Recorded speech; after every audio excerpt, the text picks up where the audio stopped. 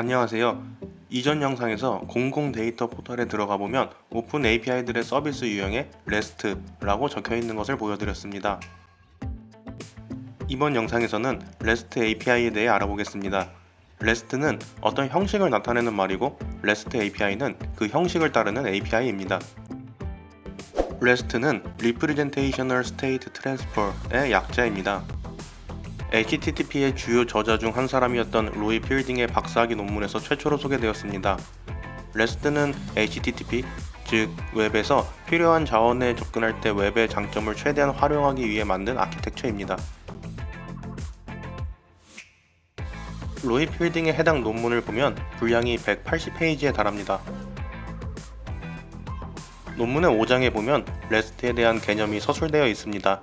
사실 REST에 대해 학술적으로 완벽히 이해하는 것은 굉장히 힘든 일이고 이번 영상에서는 REST API를 사용하고 설계하는 데 기본적으로 알면 좋은 가장 기본적인 내용만 API를 직접 사용해가며 짚고 넘어가겠습니다.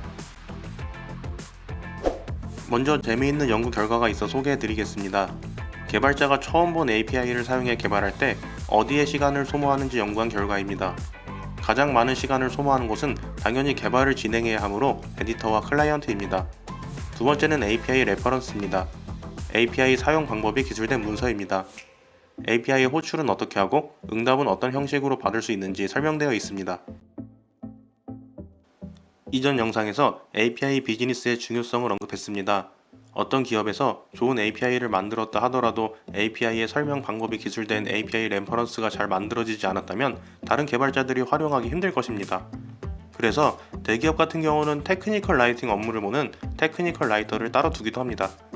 API 문서를 테크니컬 라이터가 작성하는 경우도 있지만 대부분은 개발자가 작성하고 테크니컬 라이터의 교정을 받습니다. 왜냐하면 API에 대해서는 당연히 그 API를 개발한 개발자가 가장 잘 알기 때문이죠. 지금부터 구글 북스 API를 VS 코드의 REST 클라이언트 확장을 사용해가며 REST API에 대해 좀 더 알아보겠습니다. 구글 북스 API의 API 레퍼런스 주소는 다음과 같습니다. 이 API는 책에 대한 검색 결과를 확인할 수 있습니다. API를 사용할 수 있는 URL과 URL을 소개하는 첫 문장에 주목해 보겠습니다. 밑줄 친 부분을 통해 우리는 REST API의 구성 요소에 대해 알 수 있습니다. 첫 번째는 HTTP GET 이란 부분에서 알 수 있는 HTTP 메서드, 즉 행위에 대한 것입니다. 자주 쓰는 HTTP 메서드는 GET, POST, PUT, PATCH, DELETE가 있습니다. 간단히 각각을 설명하면 GET은 데이터 조회, POST는 새로운 데이터 추가, PUT은 데이터의 전체 수정, PATCH는 데이터의 일부만 수정, DELETE는 정보를 삭제할 때 사용합니다. 어떤 HTTP 메서드를 사용하는지에 따라 해당 API가 어떤 역할을 하는지 추측할 수 있겠죠. 화면 API는 get 메서드를 사용하므로 데이터를 조회하는 API일 것입니다. 두 번째는 URL입니다. 데이터마다 접근할 수 있는 고유의 URL이 존재해야 합니다. 세 번째는 Representation으로 URL만으로도 어떤 자원을 제공하는지 표현되어야 한다는 것입니다. URL의 books라는 부분을 통해 우리는 이 API가 책과 관련되어 있다는 것을 알 수 있습니다. 또한 volumes라는 부분을 통해 검색과 관련되어 있다는 것 또한 알 수 있습니다. 그리고 검색 조건의 파라미터들만 보더라도 어떤 내용을 기술해야 하는지 추측이 가능합니다. 그래서 잘 만들어진 API는 URL만 보더라도 API의 사용에 대한 많은 정보를 알 수 있습니다. 이제 테스트를 해보겠습니다. REST API를 테스트할 수 있는 방법 중 하나로 VS 코드의 REST 클라이언트 확장을 소개해드리겠습니다. VS 코드를 실행하고 확장 탭을 클릭합니다. REST 클라이언트라고 검색한 뒤 인스톨을 눌러 확장을 설치해줍니다. 그 다음 Ctrl N을 눌러 새로운 파일을 만들어줍니다. 새로 만든 파일을 Ctrl S를 눌러 저장합니다. 이때 확장자를 HTTP로 지정해 주어야 합니다. 저는 Google Book APIs.htttp라고 파일을 저장해 주었습니다. 이제 사용해 보겠습니다. 먼저 사용할 HTTP 메서드 get을 입력하고 그 뒤에 사용할 URL을 입력합니다. 그 뒤로 검색할 조건을 입력합니다. 먼저 책의 이름으로 검색하기 위해 인타이틀이라고 입력한 뒤 제가 요즘 읽고 있는 책의 제목 숨구네를 입력하겠습니다.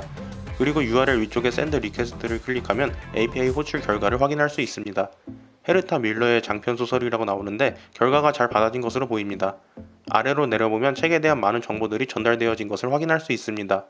숨구내란 제목과 관련된 다른 도서들의 정보도 함께 전달받았습니다. 다른 검색 조건도 테스트해 보겠습니다. 다른 리퀘스트를 추가하고 싶을 때는 샵을 3번 쳐준 뒤 그 아래 같은 방법으로 요청 URL을 적어주면 됩니다. 이번에는 저자로 검색하기 위해 인어서라고 적어준 뒤 제가 최근에 읽은 책의 저자 김초엽을 적어주고 결과를 받아보겠습니다. 제가 읽었던 우리가 빛의 속도로 갈 수 없다면이 잘 검색되었습니다. 책의 출판사, 출판일, 설명 등을 잘 전달받았습니다. 전달받은 정보 중에 썸네일 URL이 있는데 한번 클릭해 보겠습니다. 클릭해 보면 책의 겉표지 이미지까지 잘 전달받은 것을 확인할 수 있습니다. 마지막으로 ISBN 검색 조건으로 검색해 보겠습니다. ISBN은 책마다 고유하게 부여되어 있는 국제 표준 도서 번호입니다. 제가 읽고 있는 책의 ISBN 번호로 요청을 보내보겠습니다.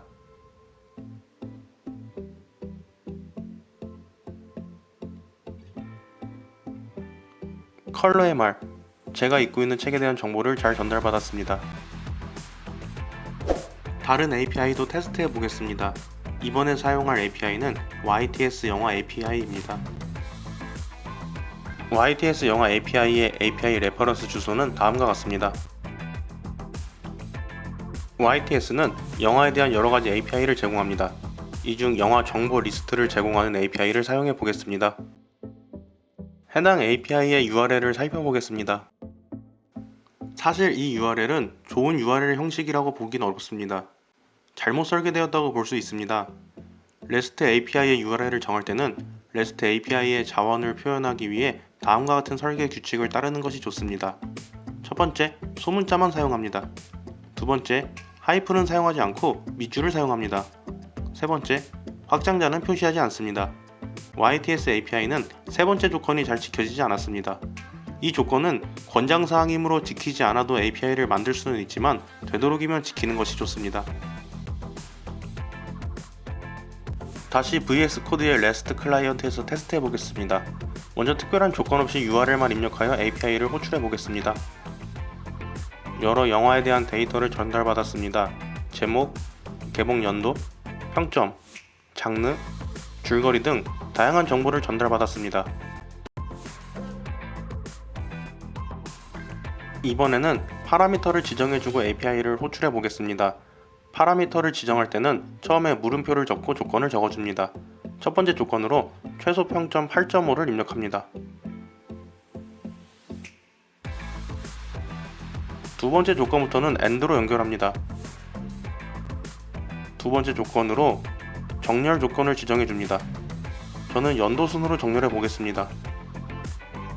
마지막으로 몇 개의 결과를 전달받을지 입력합니다. 전 한 개만 요청해 보도록 하겠습니다. 검색 결과로 작년 개봉했던 영화 조커에 대한 정보를 전달받았습니다. YTS의 데이터베이스에서 평점 8.5 이상 가장 최근 영화는 조커였습니다. 다른 조건으로 한 번 더 API를 호출해 보겠습니다. 방금 전 호출했던 API를 복사해 오겠습니다. 그리고 전달받을 영화의 수를 5개로 수정하겠습니다.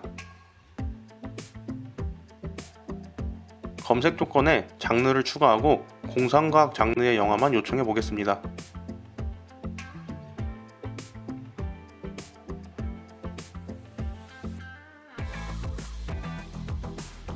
결과를 살펴보면 어벤져스가 보입니다.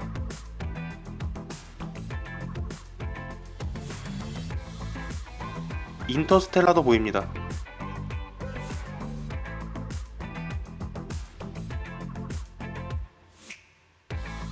인셉션도 보이네요.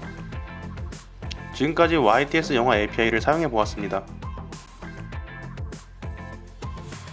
지금까지 보여드린 API는 특별한 인증 없이 사용할 수 있었지만 대부분의 API는 디벨로퍼 콘솔에서 사용 신청 후 API 사용에 필요한 키를 발급받아 사용하도록 설계되어 있습니다.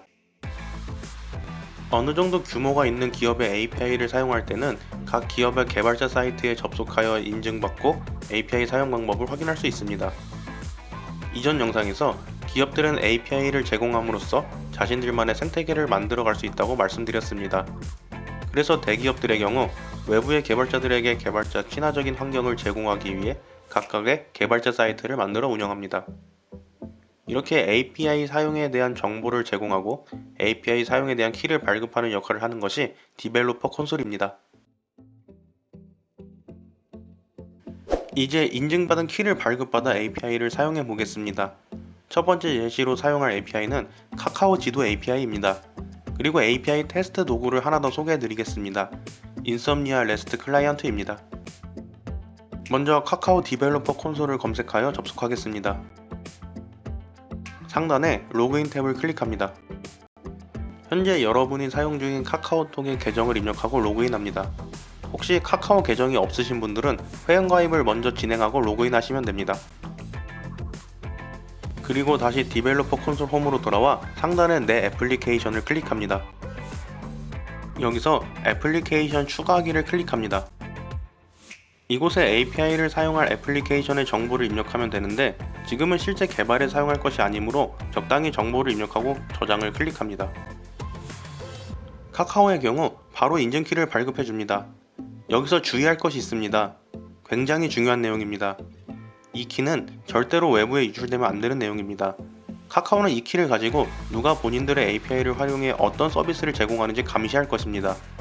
카카오뿐만 아니라 API 인증키는 유출해서는 절대 안되고 타인과 공유해서도 안됩니다. 이제 인썸니아를 설치하고 활용해 보겠습니다. 인썸니아 레스트 클라이언트라고 검색한 뒤 인썸니아 홈페이지에 접속합니다. 인썸니아는 제가 API 관련 업무를 진행할 때 가장 많이 사용하는 API 테스트 도구입니다. 많은 유용한 기능들이 있는데 이번 영상에서 전부 소개해드릴 수는 없고 지금은 가장 기본 기능만 사용해 보겠습니다. 화면 중앙에 다운로드를 클릭합니다. 사용적인 운영체제의 인썸니아를 설치합니다. 설치가 끝나고 실행하면 다음과 같은 화면이 보입니다. 먼저 카카오 API를 테스트할 워크스페이스를 만들겠습니다. 상단에 인썸니아라고 적힌 워크스페이스 탭을 클릭하고 워크스페이스 생성을 클릭합니다. 그리고 워크스페이스 이름을 입력한 뒤 크리에이트를 클릭합니다. 저는 카카오 AP라고 입력해 주었습니다. 사실 워크스페이스를 만들지 않고도 테스트를 진행할 수는 있지만 저는 서비스별로 워크스페이스를 따로 만들어주고 각각의 워크스페이스에서 API 테스트를 진행하고 있습니다. 워크스페이스를 따로 만들지 않고 API 테스트를 진행하면 나중에 API 관리가 매우 복잡해질 수 있습니다. 다시 카카오 디벨로퍼 콘솔로 돌아왔습니다. 여기서 지도 로컬 메뉴에 문서 보기를 클릭합니다. 페이지 하단에 해당 가이드를 클릭합니다. 여기서 자바스크립트 개발 가이드를 클릭합니다. 이곳이 카카오 지도 API 가이드를 제공하는 페이지입니다. 왼쪽에 가이드 탭을 클릭합니다. 먼저 키를 발급받는 내용이 있는데 우린 이미 키를 발급받았으므로 넘어가겠습니다. 지도를 그리기 위한 자바스크립트 API를 불러오는 방법을 확인할 수 있습니다. 여기서 URL 부분을 복사하겠습니다. 인썸니아로 돌아와 New Request를 클릭합니다. 리퀘스트 이름을 Create Map이라고 입력한 후 Create를 클릭합니다. 그리고 상단에 복사해온 URL을 입력합니다.